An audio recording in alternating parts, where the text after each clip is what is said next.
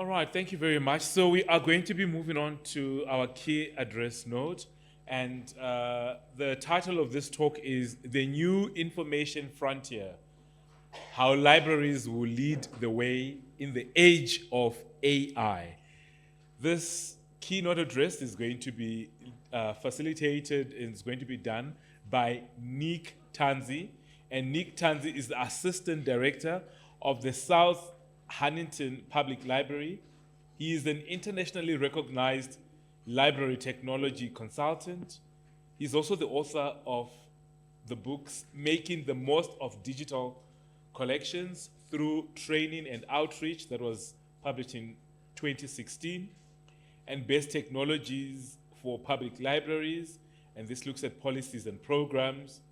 Nick is a past column editor for the library magazine of the Weird Library, and his work on the intersection of libraries and technology has been featured in publications including Computers in Library, Library Journal, American Libraries.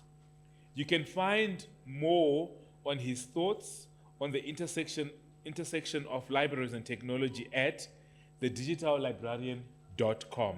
Nick, good afternoon and welcome. Over to you. Let's give a big round of applause. Thank you. Thank you so much for the introduction. I'm going to share my slides right now. So here we are. We're told that the age of AI is upon us, right? And we know that it's going to be a disruptive technology, but certainly we have questions. What does this mean for us, in particular, as information specialists? So I want to start with a quote from Albert Einstein. And he says that the future is an unknown, but a somewhat predictable unknown. To look to the future, we must first look back upon the past. That is where the seeds of the future were planted. I never think of the future, it comes soon enough. And I've always found it a useful exercise when we're confronted with the unknown, the unfamiliar. I often find that, while everything can seem different, everything can seem new, we've often gone through some version of the new in the past. We've seen it all before. And that's particularly true for libraries and technological change. So for me, when I look back upon the past for something that's familiar, for something that feels like the age of AI, I find that the age of AI feels like the 1990s, and in particular, the rise of the World Wide Web.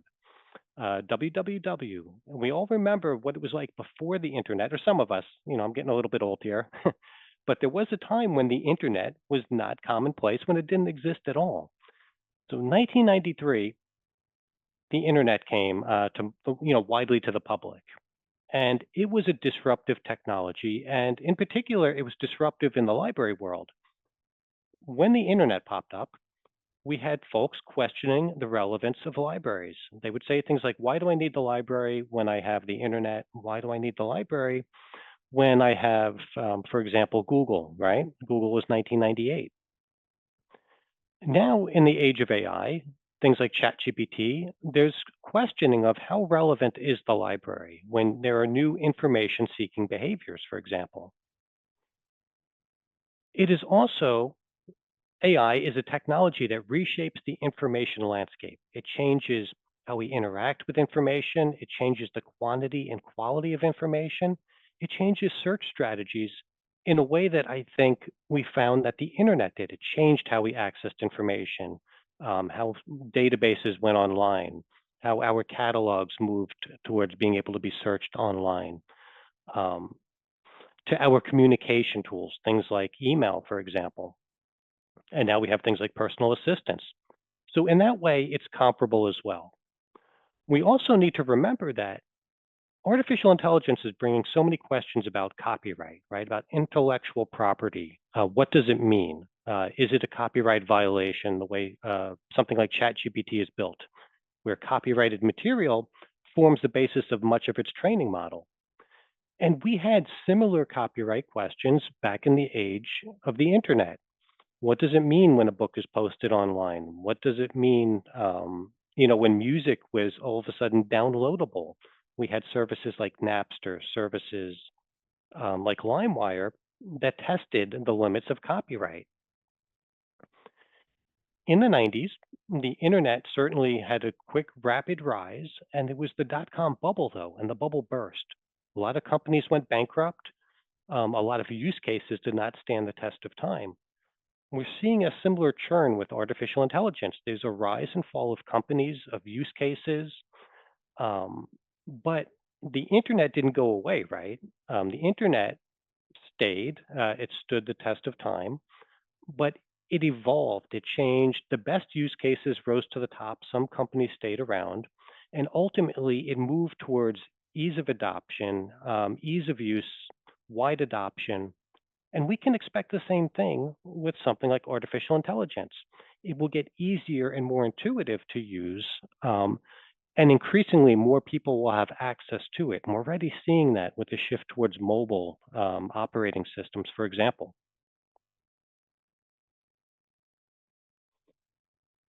We know that libraries are early adopters when it comes to technology. So with the internet, right, we're talking World Wide Web, I went to one of my favorite resources, which is the Wayback Machine. It's an internet archive. It does snapshots of all the different web pages that exist online. And I go and I look and I find that, listen, internet was 1993. And just a few years later, the Library and Information Association of South Africa, University of Johannesburg's libraries, my own library, at the Mastix Merchant Shirley Community Library, my first library job.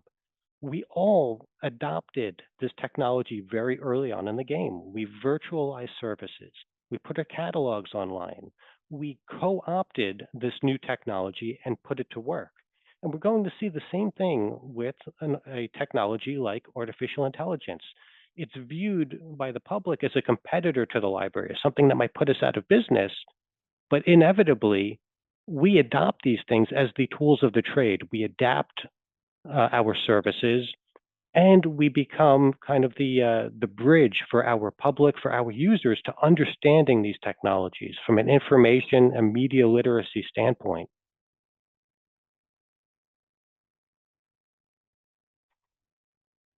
Now, the story of the library is one of adaptation. We have a history of adopting and adapting to technological change. In the 1980s, it was the computer. In the 1990s, it was the internet, mobile technology. We forget the iPhone was 2007. Cloud computing, the metaverse more recently, and now in the 2020s, we're talking about artificial intelligence more than ever. But again, think about your own library. I always suggest that you check out the Wayback Machine. You can Google it. Put in your organization's name, put in your organization's website if it's been, kind of the same website over time, and it will tell the story of adaptation, of technological adaptation. And we adapt because we need to continue to meet the informational needs of our users, and those needs change. We know that technology has a big impact on information-seeking behavior. It changes the format of information, analog versus digital, for example. I mean, you go back, it was the spoken word, then it became the written word, books. Then we moved to analog media. We went to digital media. And now we are in the age of AI. How we store information, now it's the cloud. How we interact with information. In some cases, we're interacting with information in virtual environments, in the metaverse, in virtual and augmented reality. Increasingly, it's with AI chatbots, it's with large language models. And all of this change puts a responsibility on us as information professionals to update the information literacy curriculum. We need to teach people effective search strategies. We need to teach them, how to maintain their privacy, how to, not just use these technologies, but use them responsibly and for maximal effect. So that always means adapting our approach, adapting our knowledge base so that we can turn it outwards to our users. And ultimately, technology always impacts the information landscape, both from the quantity of information and the quality of information. Going back to the internet, we know it democratized access to information. It was easier than ever to get to access information, but it also increased the quantity of information, not necessarily the quality. There's more stuff out there than ever before, right? In the age of social media, but discerning good information from bad, being able to sift through so much more information requires effective information navigators, and that's librarians, it's library professionals. The quality of information is certainly impacted by something like artificial intelligence, where there are AI hallucinations, where there are fake images that are easily generated and difficult to separate from what is real.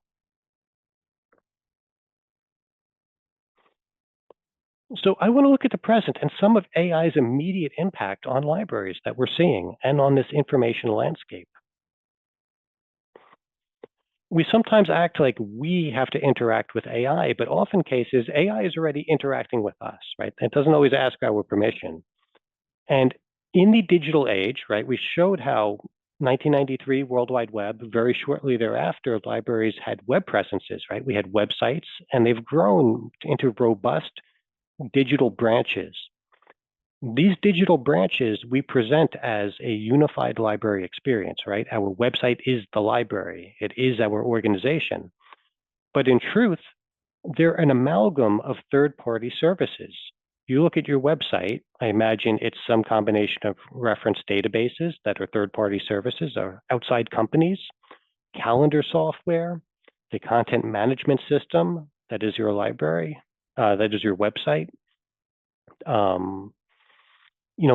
Digital media, ebooks, maybe streaming movies, all of these things are third-party services that we stitch together.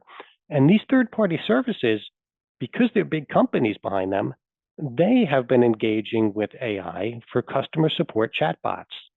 In the United States, 95% of our public libraries get their ebooks from a company called Overdrive, Libby. And back in 2019, about 1/3 of their customer support was handled by artificial intelligence. And that is very customer-facing, very user-facing, and it is part of the library experience. And we can expect that to continue to grow. Whatever your own individual organization may do, those third-party services that are a gateway to the library are absolutely using AI in the here and now. Our users are using things like smart speakers, voice search, digital assistants. They have smartphones that have, AI powered increasingly, that have voice assistants, your Siri, your Alexa, Hey Google. And they're engaging with the library content. When they do a search on the web using their voice, that is screenless web browsing. That is an AI bot that's going, over the internet and seeking out information, and oftentimes is interacting with their website. Digital assistants are increasingly being powered by things like ChatGPT. OpenAI is now working on a relationship with the iPhone, the makers of iPhone, Apple. Gemini, Google's AI suite of services, is being built into Android phones. We know that since 2016, the majority of our users get online using a mobile device. That's just the bulk of web traffic now. And that web traffic is passing through artificial intelligence, oftentimes as a digital assistant, a virtual assistant. And our collections are absolutely impacted by AI. When you go and purchase books, when you engage in collection development, increasingly, books are authored by artificial intelligence. This is becoming so commonplace that Amazon, obviously, one of the biggest aggregators of books, has placed a limit on self-publishing that you can only publish 3 books per day. I imagine that is aimed at artificial intelligence and the preponderance of books that are being created.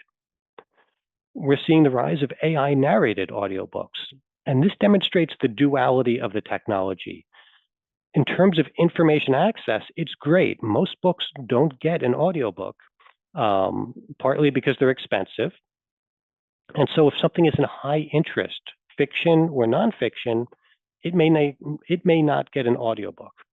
We understand that audiobooks are an incredibly accessible option for many of our patrons. So as a matter of access, having deeply, or inexpensively made AI narrated audiobooks is a good thing for access. But it poses an economic threat if you're a narrator, for example. It upsets the marketplace, and it can show you how AI often isn't binary. It's not good, it's not bad, it's often complicated. Collection development platforms are increasingly adopting artificial intelligence to be able to give you much more granular data on usage and on what makes up your collection. And this is a technology that can functionally read the books you have and give you understand more deeply what your collection is composed of, how representative it is of your community, of the interests, of the needs of your users. But we also need to understand that the tools, something that can be used to increase access can also be used as a tool of censorship. It can be used to identify things we want to exclude rather than include in a collection. And I come to you from the United States, and we are engaged right now in a real struggle over academic freedom, over the freedom to read. There's increasing environment of book banning. And right now, AI is being put to that use. We have our first school districts, school district in Iowa, Mason City Schools, that is using ChatGPT to determine what books should be banned from our school libraries. So AI poses a threat to intellectual freedom. Technology is not neutral, both in its creation and its application. There are guardrails that are built into it, but AI will answer some questions and not other questions. And that is the developer's decision. Those are the guardrails that are put in place that can be limits to free inquiry. And we need to be aware of that. I earlier referenced Amazon, for example, placing a limit on how many ebooks you can publish in a day, right, at 3. One of the issues I have with, and we should be concerned about with AI authorship, is accuracy. Amazon had an issue where there were nonfiction books being written about what mushrooms you can pick and are safe to eat. And the book was wildly inaccurate. And that is consequential, right? People making bad decisions about what you can eat, what's poisonous and what's not. Accuracy of information is very important as library professionals. And without disclosure from publishers about the authorship of a book, that needs to be concerning, because our best efforts at curating collections that are timely and accurate can be impacted by AI hallucination, for example. And I mentioned that, this tale of the library is one of technological adaptation, of innovation, of adopting new technologies. And these technologies, these AI-powered technologies, will be the new tools of the trade. We're seeing the rise of conversational search, less Boolean, more, conversational. You would talk to it like you talk to a person when you use Gemini or when you use Copilot. And there'll be a user expectation that our catalogs will be similar, that our databases will engage in conversational search. I imagine there'll be some discussion today of things like Scopus AI that are trying to engage with generative AI, traditional reference databases, and natural language searching. During the pandemic, many of our organizations closed to the public, or at least had, a contactless service, and that pushed us more into AI-powered collaborative work environments. Office 365, Google Workspace. These are virtual environments that are heavily investing in artificial intelligence. And it's going to be an AI suite of services, so much so that Windows 11 is going to be AI-powered. When you have your keyboard on your Windows-powered device, in the same way that there's a Start button, a Microsoft button, there will be a Copilot button to engage with generative AI. And of course, our vendors are coming with AI solutions that we will need to be able to evaluate effectively and then use. I'm going to hit you with another quote. This is from Paul Virilio. He is a French cultural theorist. And he says, when you invent the ship, you invent the shipwreck. And I've always found this to be kind of a always relevant quote. When you think about technology, think about the ship first off. Yes, the ship was a great thing in many ways. The ship allowed us to, for example, transport goods and ideas across the world more rapidly. But it also had unintended consequences. It also allowed us to spread disease around the world more quickly, right? To create pandemics. And we get into these debates about a technology being good or bad, but we need to understand that there is always the shipwreck with a new technology. And we know that there are many concerns about artificial intelligence. Libraries, I think, need to focus on the shipwreck and consider how we can help guide our communities, our users, through technological disruption, through some of the potential harm, and try to mitigate that. Libraries will need to navigate a more complex information environment. Again, the quantity of information is increasing. The quality, maybe not, right? It's more difficult to discern the provenance of information. Where did that fact come from? Is it a fact? AI doesn't always provide sources. AI is best understood as a tool, something that doesn't think, rather than a source itself. We are in an environment where in the next few years, about 90% of the images you see online will be AI generated. Some cases, these are done as misinformation, as disinformation. It all presents an info literacy challenge and a media literacy challenge. How do we effectively use these tools? How do we discern what's real and what's fake? How do we identify good sources of information? And AI is already impacting the quality of the Google search result.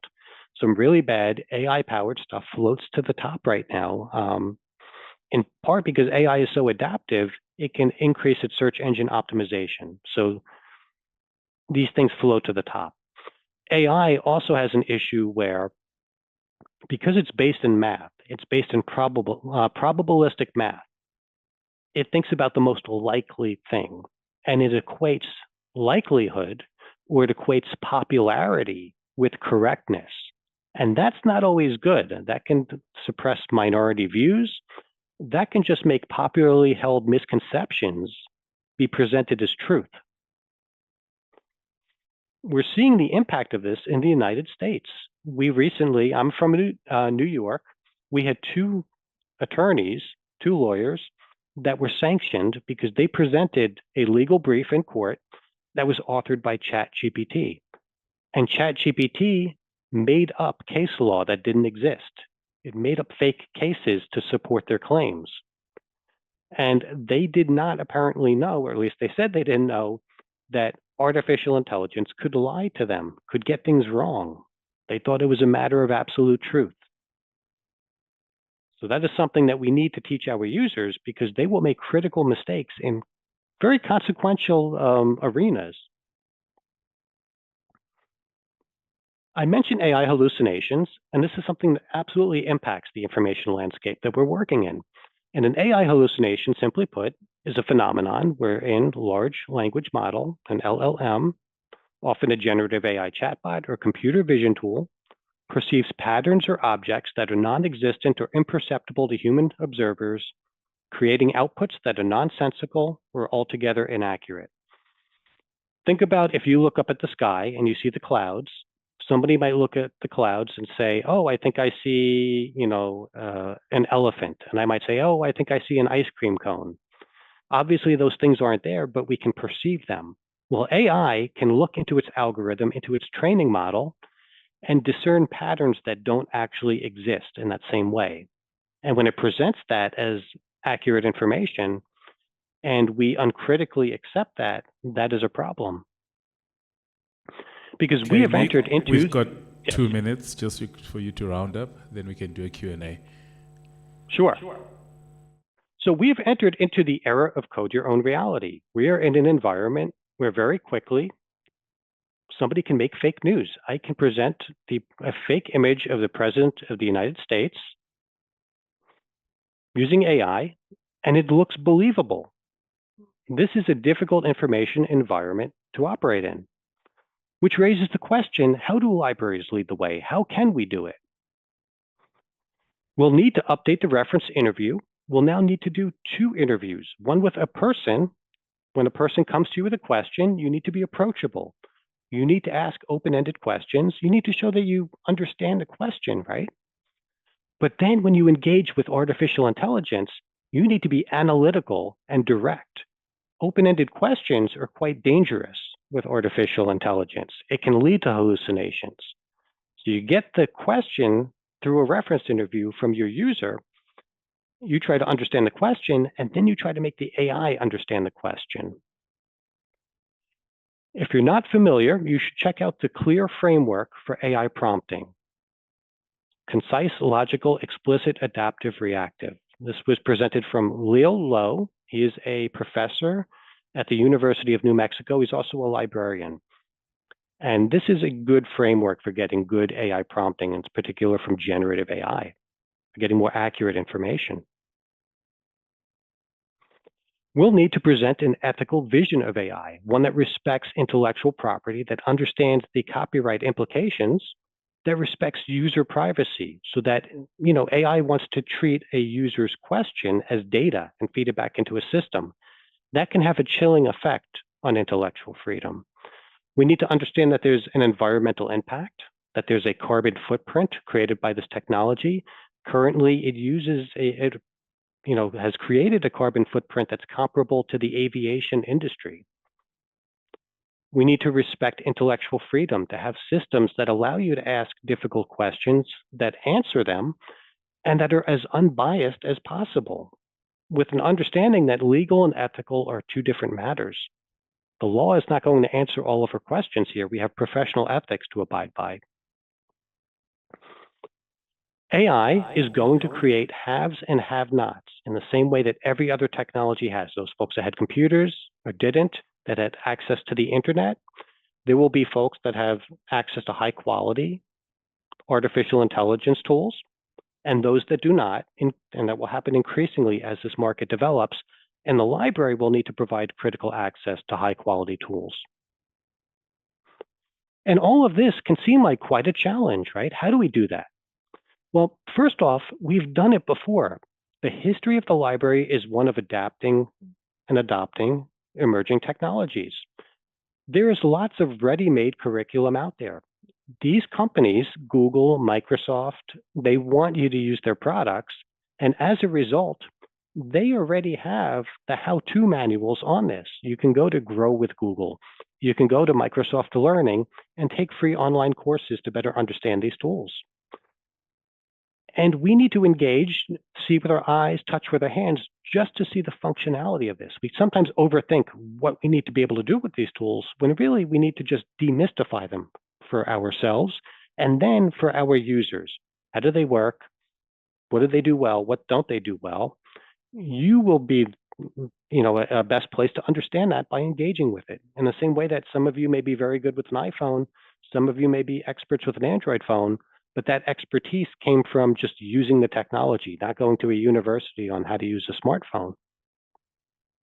So safe experimentation is key. Ultimately, libraries will assume a leadership role. This is the new frontier of information and media literacy. It will be a whole slew of orientation, of new programs and services that we offer to our users. It is the new challenge for us to discern accurate information in this environment. But if we lean into this technology, that allows us to be the organizational and community AI navigators. We have our internal customers, other educators, other librarians, other university staff, library staff that we can teach. And of course, we need to teach good information seeking skills and good skills on how to, AI literacy more specifically for our students, from our patrons. We know that AI has plenty of ethical concerns. We need to present an ethical vision. How do we engage with it in a way that respects our professional ethics? And that distinction will be an attractive option to people. If we can use this technology but still respect user privacy, for example, then that's our brand. So that is super important. And ultimately, our value increases in the age of AI. Accurate information is at a premium in the age of AI. So accuracy is important. Privacy is more and more, precious to us and more difficult Nick, to find. thank you So- very much, yes. Nick. Yeah. Okay. Thank you. All right. Thank you. Let's give him a big round of applause. All right. We've got 3 minutes just to take a few comments and questions for him. We will be sending his presentation to everybody who's here today, so you can engage, and we'll also share his contact details. Any comments, questions before? Questions? Okay, going once. Going twice. Okay. Nick, well done. We do not have any questions from our end. Nobody's, no comments. So thank you very much for your insightful presentation. And we look forward to getting the slides, and we'll share them with the delegates. Okay, thank you for the invite. Everybody have a great conference. Thank you.